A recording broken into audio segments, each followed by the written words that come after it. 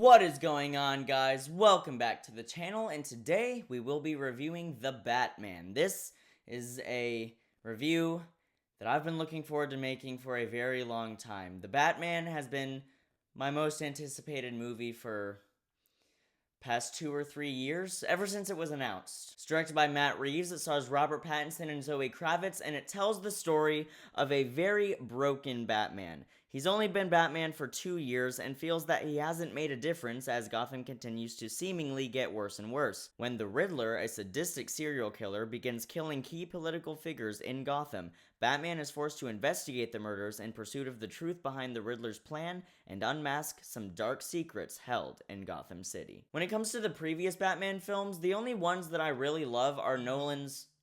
And that is why you silence your phone before you start filming. When it comes to the previous Batman films, the only ones that I love, there's only 2 of them that I love, and those are Nolan's first 2, Batman Begins and The Dark Knight. In regards to previous Batman movies, those were the only 2 that I really loved. I really enjoy Michael Keaton's first film in 1989, but I don't think it's a great piece of filmmaking or anything. I just think it's an enjoyable movie. Now, my initial reaction to the casting of Robert Pattinson was actually the opposite of a lot of people. A lot of people hated that idea, but I actually loved it. And here's the thing, most people associate Robert Pattinson with Twilight, but I've seen him give amazing performances in movies like Goblet of Fire, Good Time, The Lighthouse. The man is a great actor. He has the ability. It's just that with Twilight, the script was horrible. It didn't really give him a chance to really show his acting chops. But if you watch those other movies that I mentioned, you will recognize that Robert Pattinson is an amazing actor. And it was also directed by Matt Reeves, and if you're not familiar with his filmography, he directed 2 of the modern-day Planet of the Apes movies, and he also made the really underrated found footage film Cloverfield. Look, I know a lot of people hated that movie the first time they watched it. Go back and rewatch it now, really pay attention. You might actually come to love it. It's a very smartly directed found footage film. So me being a massive fan of his filmography also lended to my anticipation for this film. So I've seen it twice now. I've seen it twice in theaters. I saw it opening night and I saw it again last night with a bunch of my theater friends. And, guys,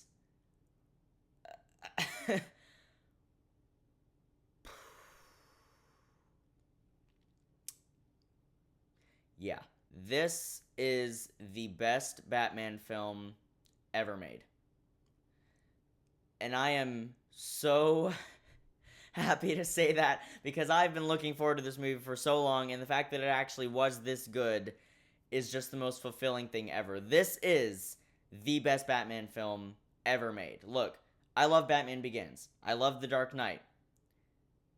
This tops it. Now, I want to start with this film's portrayal of Gotham, because this is the best and most accurate portrayal of Gotham that I've seen when it comes to adapting it from the comics. Gotham in this movie is an absolute disaster. Seriously. Like, I see Gotham in this film, and I'm just like, I would never want to live there. Like, Gotham in this movie is just an absolute living hell for everybody who resides in it. Because that's the thing that's always said about Gotham in these Batman movies. They always say that it has the highest crime rate of any city in the world, and there's crime in those other movies, but you never really get the sense that it's really that bad. But in this movie, it is everywhere, seriously. Like, it is dangerous. In most cities, it's dangerous to be out alone on the streets after dark. In Gotham, it's dangerous to be out alone on the streets, period. And this movie really hit that home. I also love the way they set the tone around Batman. You don't see him for a good few minutes when the film opens, but it builds him up. You get this really epic narration from Robert Pattinson that I'm not going to quote, because you just got to experience that fresh, but man, it is some expertly done narration. But they build Batman up as like a horrifying presence. Like, you see a bunch of criminals, you know, running through the streets committing crimes, and then they see the bat signal, and it's viewed not as a symbol of hope, but a symbol of dread.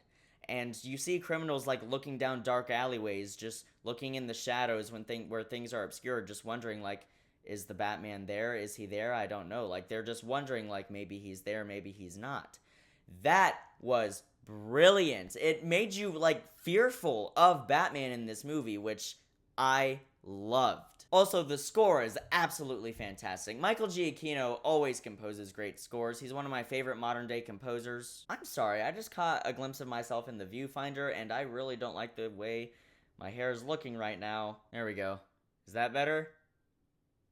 I don't know if that's better. It's not great. The insecurities will always shine through in the videos. I'm showing you guys the real me. But yeah, as I was saying, Michael Giacchino is one of my favorite film composers working in the industry today, and I love his Batman theme. There's something beautifully tragic about it, but also something extremely inspiring about it. It really evokes that feeling and that idea of rising up from trauma, rising up from your scars, battle scars, basically. Now, the performances in this movie are phenomenal across the board. Zoe Kravitz as Selina Kyle, or Catwoman, my favorite Catwoman, like, instantly. Like, her introduction scene, I was like, yes, favorite Catwoman. Her introduction scene as Catwoman, I was like, yes, this is the best Catwoman that there has ever been. Colin Farrell as the Penguin. How is that Colin Farrell? Like, what? The work that has been done on him is absolutely incredible. But also his voice. The fact that that voice is coming out of that man is unbelievable. You got Jeffrey Wright in here as Gordon. I thought he was great. I loved his dynamic with Batman throughout the movie. And Andy Serkis as Alfred, while he's not in the movie that much, he does have one of the biggest emotional payoffs in the film, and I thought he did a great job. Now let's talk about the elephant in the room, Robert Pattinson as Batman. Look, I don't want to hear anything about Twilight or Sparkling Vampire Boy. That was 14 years ago, okay? He's moved on. Robert Pattinson. It's hard to put into words. This is the best portrayal of Batman and Bruce Wayne that I have ever seen. And I do want to talk about that for a second, because something that a lot of people are actually having a problem with this movie is Bruce Wayne. People are loving Batman. They love it when he's in the suit, but they're kind of disappointed with the fact that when he's out of the suit and he's Bruce Wayne, he's not really focusing on keeping up appearances. He's not that playboy Bruce Wayne that we got in The Dark Knight or the original films from the 80s and 90s. This movie is telling a very different story than those films. It's portraying a very different character. This movie is more accurate to the comics in regards to its portrayal of Bruce Wayne. It feels very much like the comic Batman Year One or Batman The Long Halloween, which are some of the best Batman comics. Read them if you haven't. They are sprawling. So many layered characters and amazing artwork. This movie is portraying a very broken Bruce Wayne, a very traumatized Bruce Wayne who hasn't coped with his trauma well, who hasn't gotten over his trauma too well. Because this movie, I felt, was more of a coming-of-age story for him. Like, even though he's already technically come of age, I think it's more of him learning to be the Batman that Gotham needs him to be, and not necessarily the Batman that Gotham deserves. Because you see Gotham in this movie, Gotham doesn't deserve crap. Like, seriously, Gotham deserves to burn and be wiped off the face of the earth. But obviously, that's not what's going to happen, because that would be, well, I don't know where I was going with that thought, so let's move on to the next one. Yeah, so I kind of feel like that viewpoint of like, oh, there wasn't enough Playboy Bruce in this movie. I was like, I kind of feel like you're missing the point. I don't think that's not the point that this movie was trying to make. That's not what it was going for. And for me personally, I loved this portrayal of Bruce Wayne. I thought he felt very vulnerable and empathetic, and Pattinson is incredible in the role. A lot of people were like, oh, what is this gonna be? Some like emo, punk rock, grunge Batman? I mean, they play Nirvana in the movie twice. That's why I wore this shirt for the review, by the way. People say emo like it's a bad it's not, okay, it's not emo. Look, it's not like he's running around with, black well, he does have black makeup at some point. No, he's not. No, look. Dang, I'm actually trying to come up with look, the look works for me. I love the hairstyling, and I also love that they acknowledge that Batman does wear black eyeshadow. When he puts on the cowl, he has to put on that black eyeshadow to cover up that skin right there. So whenever he takes it off, his hair is all messy. It's like stringing and like hanging in front of his face, and he has this like just, torn up like black eyeshadow just like seeping down from his eyes. It's a really awesome look to me. Like, I don't know. I love the vibe and the tone that it gives off. I feel like his look in this movie, the hairstyling and the makeup styling, really contributed to that feeling of darkness that this movie is just drenched in. And the darkness surrounding the character of Bruce Wayne in this movie. Because, yeah, it's acknowledged in the other films, but in this movie, it's really the focal point. Because this movie, and a lot of people have already said this already, I know that this is not original for me to say at all, but I'm saying it because it's true. This movie is basically Zodiac and Seven meets Batman. And I adore that. If you don't know, I'm a big fan of David Fincher's work. He directed Zodiac and Seven. He's directed tons of great movies. The Game, Panic Room, The Social Network, Fight Club, The Girl with the Dragon Tattoo. He is an incredible director. Gone Girl. Like, come on. The man has made some of the best thrillers of all time. I'm a huge fan of his work, and when Matt Reeves said that this movie was going to be inspired by a lot of it, I was ecstatic. I couldn't have been more excited. And it's executed to absolute perfection. This movie genuinely feels like one of those, and it somehow got away with the PG-13 rating. Now, I am aware that they were going for the R rating, and the studio kind of forced Matt Reeves to cut it down to be a PG-13. I kind of wish they went for the R, but honestly, I don't think it was needed. Now, before this movie was released, I was like, yeah, this movie needs to go for the R rating to be the movie it wants to be. After seeing it, no. Would I have liked it to have, been maybe a little bit more violent, or, just gone a little bit further with some of the content? Yeah, like, I feel like that would have added something to the movie, but I don't think it being PG-13 takes anything away from the movie. And yeah, this movie, at many points in time, is basically a horror movie. There's a shot very early on. It's a wide shot, and I'm gonna talk about the Riddler right now. It's the wide shot, and you just see someone standing in his apartment. He walks, and a light passes by from outside, and and you notice that the Riddler is standing right there in like a dark corner or whatever, and you couldn't see him before, but that light passes by, and you can see his silhouette standing there, and it reflects off his glasses, and it makes it look like he has these creepy, glowing white eyes. I gasped. Phone, if you go off one more time! When that shot happened, the first time I saw this movie, I actually audibly gasped in the theater. I was like, like, seriously, I was actually terrified. Like, it scared me. Like, it was genuinely scary. This movie is sufficiently terrifying at many moments. Paul Dano was excellent as the Riddler. I mean, he's excellent in everything he's ever been in, but this might be my favorite performance of his. It's up there with his performance in Prisoners for me. Now, this movie is 3 hours long, but I actually felt that it was pretty expertly paced. I was never bored throughout the runtime of this movie because it sets up such an intriguing investigation into these murders. It's basically a murder mystery throughout the entirety of it. So while there is action, and while the action sequences in this movie are some of the best I've ever seen in a comic book film. Seriously, the action sequences in this film are a sight to behold. There is a car chase in this film that it might be my favorite car chase that I've ever seen in a movie. It was just such a perfect combination of cinematography, camera movement, lighting, color grading, just everything about it was masterful. But all of that action is really the icing on the cake. The bread of the cake here, the core of this movie, is that serial killer plot.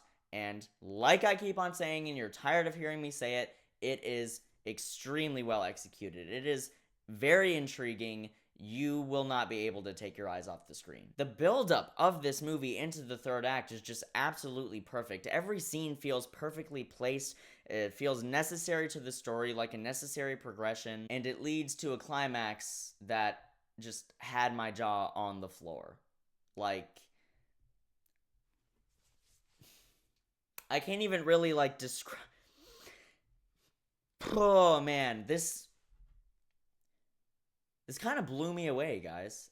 I even found myself getting a little bit emotional at a couple parts, which I really didn't expect from this movie, but it really affected me. That climax is extremely powerful when Batman, or Bruce, however you want to refer to him, makes certain decisions.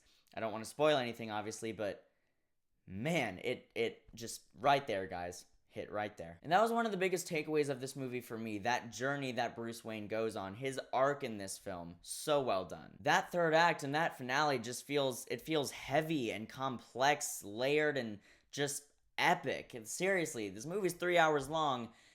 This is the Batman epic that we've been wanting. I love the ending of this movie. I feel like it's going to be very divisive for a lot of people, but I just adored it. It just felt weighty and epic, and the stakes were raised, and it's very brilliantly bookended, and the actual, like, final scene of the movie is so emotionally powerful to me. It really affected me. Like, I'm not lying right now. This movie kind of got to me, guys. And that's the thing. This isn't just a great Batman film. This is just a great film, period. You don't have to be a fan of superheroes or Batman to love this movie.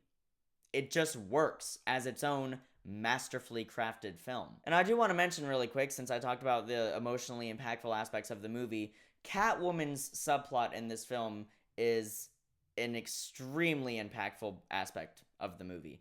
The backstory there, and just some things that she figures out, certain pursuits. Man, I'm wording this very vaguely. I just want you to experience it as fresh as possible, but man, really got under my skin, really affected me. It's, yeah, like I said, right there. This is one of the few 3-hour movies that I could see myself rewatching, and probably will, many times. Guys, The Batman was everything I wanted it to be and so much more. It is dark, thrilling, masterfully crafted, and in the end is an epic portrayal of the beloved caped crusader. So let's grade this film now. I am going to give The Batman an A+. I cannot tell you how much I was hoping that I would be able to say those words and say them honestly. And here we are. And please make sure to catch this movie while it's in theaters. It is going to be on HBO Max on April 19th. And look, it's great, but please, just try to at least experience it for the first time in the theater. This is not a movie that you want to watch for the first time on a small screen. You want to see this on the biggest screen possible. Okay, guys, look, I'm going to address the elephant in the room. No, I'm not consistent on my channel, and I can't really say if I'm going to try to be more consistent or not. I want to be more consistent. There's just a lot going on, and I don't know. So I will make a video whenever I feel that I'm capable of actually providing you guys with good content, and hopefully that will just be happening more often now. Hopefully I'm just capable of doing that more often now. So yeah, I have videos that I'm working on, definitely. I'm working on a lot of things, writing notes for videos, writing scripts for videos, and things like that. I'm still editing that Prisoners analysis that I recorded back in November of last year. Man, I really gotta get on that. I'm working on things. I haven't abandoned you guys. Trust me, it's all cool. I want to be sure that I'm giving you good content. I don't want my channel to start to feel like just me cashing in on viewership, even though I'm not making a dime. I'm not in this for the money. I legitimately just like, expressing my thoughts on YouTube. It's just very therapeutic for me, but you guys get what I'm saying. Thanks so much for watching, guys. It really does truly mean a lot. I'll see you in the next video, whenever that may be. Until then, keep writing, keep shooting, and keep editing.